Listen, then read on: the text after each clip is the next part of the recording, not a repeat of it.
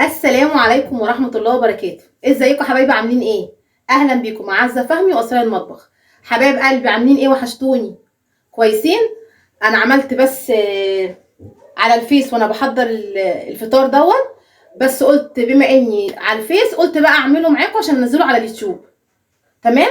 بصوا يا جماعة، انا النهارده صايمة وقبل المغرب بنص ساعة مش عارفة افطر ايه. كان عندي طبق كشري بايت فقلت حرام اللي انا ارميه، دي نعمة ربنا.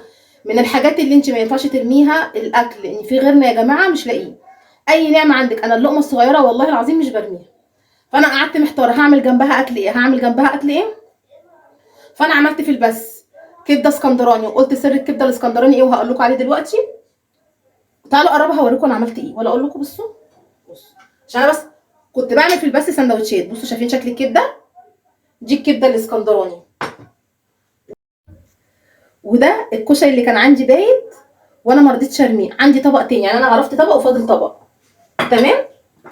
وعملت طبق سلطه كزبره بالبقدونس بالطماطم بالبصل بالفلفل، وحطيت عليه البهارات بتاعتي ملح كمون خل، وعايزه تعصري بس ليمون عصوري. احلى في الموضوع النهارده كله طبق السلطه ده. طبعا يا جماعه طالما كبده لازم جرجير، انا لازم اكل جنب الكبده جرجير. الكبده دي من الجرجير جنبها حاجه جامده. بصوا بقى عشان تعرفوا انا شاطره ولا لا.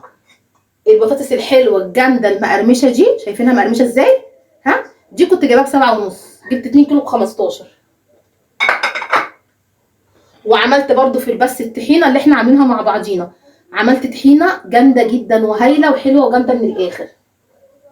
انا بصوا يا جماعه هقول لكم انا بحط على الطحينه ايه، وهقول لكم عملت الكبده ازاي. بصوا الطحينه انا حطيت عليها توم وفلفل احمر وليمون وخل وملح وكمون، وزودتها حبه ميه وقلبتها لحد ما اخدت القوام اللي انا عايزاه. تمام. الكبده الاسكندرانيه يا جماعه ما ينفعش نحط على الكبده الاسكندراني بصل، ما ينفعش تحطي عليها طماطم. الكبده الاسكندراني يعني توم يعني خل يعني ليمون، والبهارات بتاعتك. اكتر من كده ما ينفعش تحطي على الكبده الاسكندراني. والفلفل بتحطي الفلفل في الاخر خالص، تحطي الفلفل في الاول. الفلفل مش بيستوي، الفلفل بتاكليه كده بيقرمش معاكي. وبعصر عليه ليمون وانا بعمله. تمام. وقلت لك ان البطاطس عشان تطلع معاكي مقرمشه وما تشربش الزيت تحطي عليها خل وليمون. لا يا ربي، خل وملح. تمام. فانا بقى اهو ادي طبق الكشري اللي هاكله معاكم، وهعمل معاكم سندوتش الكبده الجبار اللي بالطحينه. بصوا انا بحب احط جرجير.